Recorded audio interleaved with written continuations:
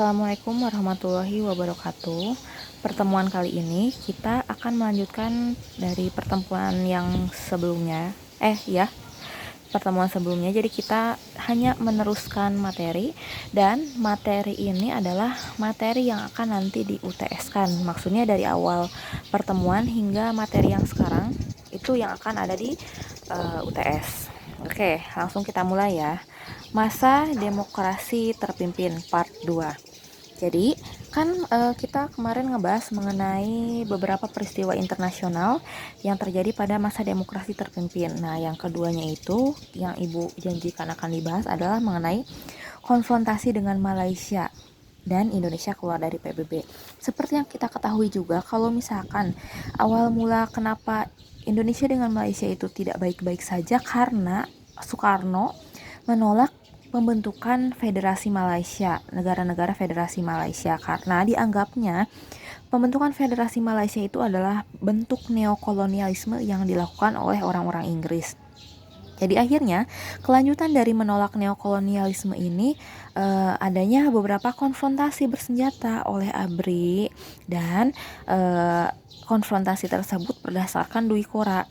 Jadi kalau misalkan pembebasan Irian Barat disebutnya Trikora, kalau misalkan konfrontasi dengan Malaysia disebutnya Dwi Kora. Apa aja isi dari Dwi Kora? Dwi Kora itu adalah Dwi Komando Rakyat. Berarti poinnya ada 2 kan? Nah, poin-poinnya apa aja sih? Yang pertama itu adalah perhebat ketahanan revolusi Indonesia. Yang kedua itu adalah bantu perjuangan revolusi rakyat Malaya, Singapura, Sabah, Sarawak, Brunei untuk membuarkan negara boneka Malaysia. Nah, kelanjutan dari Dwi Kora ini yang dilakukan oleh ABRI adalah melakukan operasi militer yang dilakukan pada tanggal 9 sampai 17 April 1963. Dan operasi militer ini itu sebelumnya dilakukan dulu konferensi tingkat wakil-wakil Menlu gitu. Jadi sebelum operasi militer tuh ada dulu konferensi dulu. Nah, apa sih yang dibicarakannya? Yang dibicarakannya itu adalah mengenai rencana pembentukan Federasi Malaysia. Nah, jadi ABRI ini melakukan Dwi Kora karena adanya konferensi ini yang mereka lakukan untuk membuat atau membentuk Federasi Malaysia, di mana Federasi Malaysia ini yang awalnya akan dilakukan atau dikukuhkan dan diresmikan pada 31 Agustus, tapi mundur oleh PBB itu menjadi tanggal 16 September gitu. Nah, akhirnya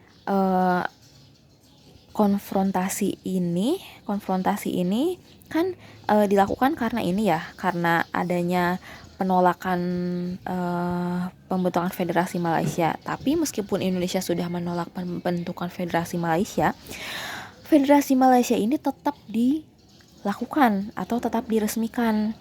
Nah, meskipun Indonesia menolak, ini menyebutkan atau Soekarno menyebutnya, kenapa kok kita kan menolak sebagai bentuk keberatan, tapi PBB malah mengesahkan. Akhirnya Indonesia menganggap kalau misalkan PBB itu melakukan pelanggaran, dan akhirnya yang berimbas nanti adanya demonstrasinya itu berpusat di Kuala Lumpur dan Jakarta.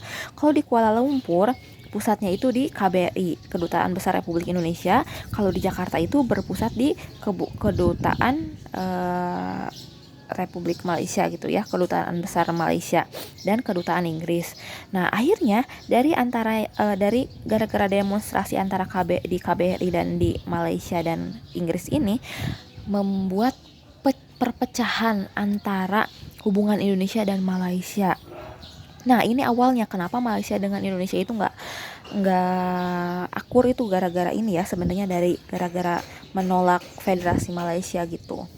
Terus di sini setelah adanya demonstrasi antara di Indonesia dan di Malaysia, tahun 1960 Soekarno berpidato yang judulnya itu adalah Membangun Dunia Kembali. Nah, setelah melakukan pidato, ternyata awalnya kan Malaysia, PBB mengesahkan Federasi Malaysia disetujui meskipun Indonesia nggak setuju. Setelah ini PBB juga menspesialkan Malaysia yang menjadikan Malaysia menjadi Dewan Keamanan PBB. Ini nih yang menyebabkan Indonesia benar-benar kehabisan kesabaran gitu terhadap PBB dan Malaysia. Jadi Malaysia ini menjadi Dewan Keamanan PBB dan yang menyebabkan Soekarno semakin menjadi-jadi gitu. Jadi akhirnya Soekarno sangat marah terhadap PBB dan terhadap pemerintahan neokolonialismenya ya. Dan akhirnya Soekarno dalam pidatonya ini dia membacakan lagi pidato yang ini dan meminta agar susunan dari PBB itu dirombak karena dianggap udah nggak benar gitu kata. Jadi akhirnya karena ini PBB, saran Soekarno minta PBB dirombak tidak digubris yang menyebabkan Indonesia keluar dari PBB gitu. Indonesia akhirnya keluar dari PBB pada tanggal 7 Januari 1965 dan yang menyebabkan Indonesia menjadi terisolasi karena nggak ada hubungan luar negeri gitu. Kalau misalkan kita masuk PBB, berarti kita kan negara-negara lain pun yang tergabung dalam PBB pasti akan membantu negara kita. Nah, ketika kita keluar dari PBB, berarti negara-negara lain pun tidak membantu. Jadi hubungan kita dengan negara-negara lain pun sangat terisolasi gitu. Jadi akhirnya Indonesia benar-benar terisolasi dari dunia luar. Sebetulnya di sini Soekarno itu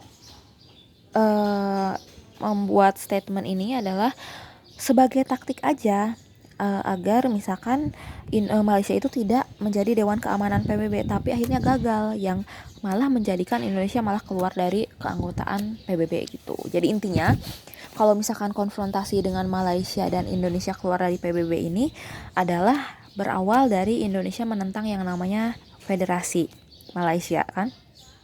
Menentang ini ditolak, saran Indonesia ditolak sama PBB, terus PBB tidak menggubris, malah dia meresmikan Federasi Malaysia yang menyebabkan orang-orang Indonesia pemerintahan Indonesia dalam pimpinan Soekarno membuat sebuah Dwikora, dan dari Dwikora ini adanya yang namanya operasi militer. Setelah ini tidak digubris, malah ditambah adanya demonstrasi perpecahan di KBRI, di KBM dan kedutaan Inggris yang menyebabkan hubungan dari ketiga negara ini tidak baik-baik saja, ditambah Malaysia malah diangkat menjadi Dewan Keamanan PBB pada saat itu, dan akhirnya hubungan Indonesia dengan Malaysia dengan Inggris tidak baik-baik saja dan berujung Indonesia keluar dari PBB dan Indonesia terisolasi gitu. Ini adalah mengenai yang poin kedua. Poin yang terakhir ini adalah politik luar negeri yang disebut Old Devo dan Nevo. Ini adalah salah satu peristiwa internasional dari demokrasi terpimpin. Jadi adanya politik luar negeri Old Devo dan Nevo ini berawal dari penyimpangan politik luar negeri yang bebas aktif. Jadi Old Devo dan Nevo ini berasal dari dua kekuatan berlawanan di dunia. Kalau Old Nevo atau Old Emerging Force itu dan Nevo artinya kalau Old Devo itu adalah negara-negara yang kapitalis, yang cenderung kolonialis seperti Amerika, Inggris dan negara-negara yang lainnya. Kalau Nevo itu adalah kebalikan dari Old Devo. Kalau Nevo itu adalah negara-negara anti kapitalis, anti kolonialis, dan rata-rata kalau Old Devo itu adalah negara-negara yang komunis. Jadi kalau misalkan dilihat dari sini, Indonesia itu dia malah bergabungnya ke Nevo gitu, yang menyebabkan Indonesia harus menjaga jarak atau harus tidak berhubungan dengan negara-negara blok barat atau negara-negara Old Devo gitu. Dan malah Indonesia bekerja samanya pada saat itu dengan orang-orang komunis atau blok timur. Kenapa orang-orang Indonesia tidak bergabung dengan blok barat? Karena pada saat itu Amerika Serikat terlibat dalam PRRI Permesta. Jadi akhirnya orang Indonesia gabungnya ke Nevo gitu.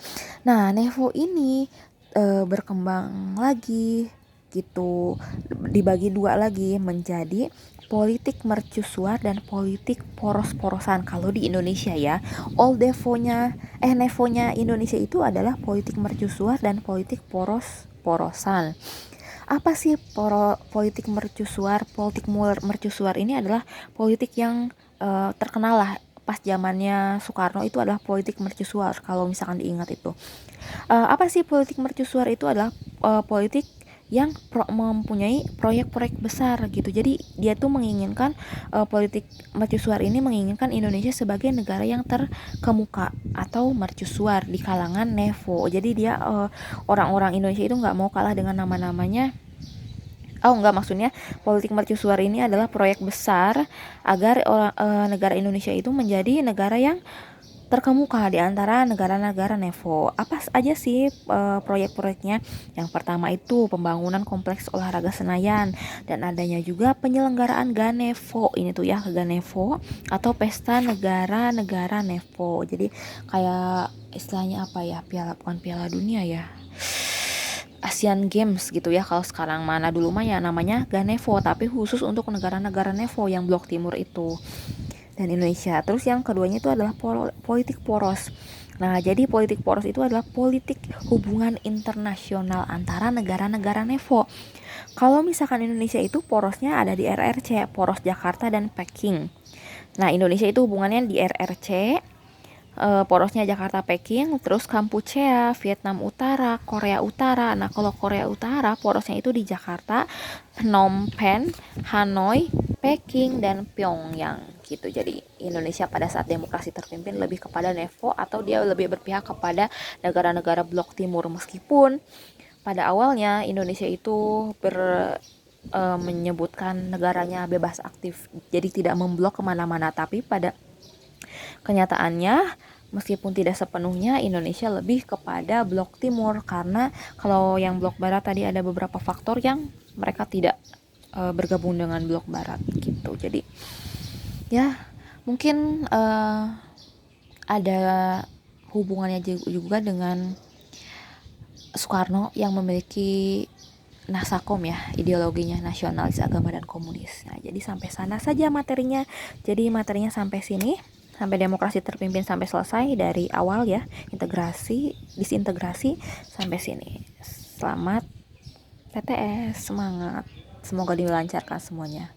Oke, terima kasih. Assalamualaikum warahmatullahi wabarakatuh.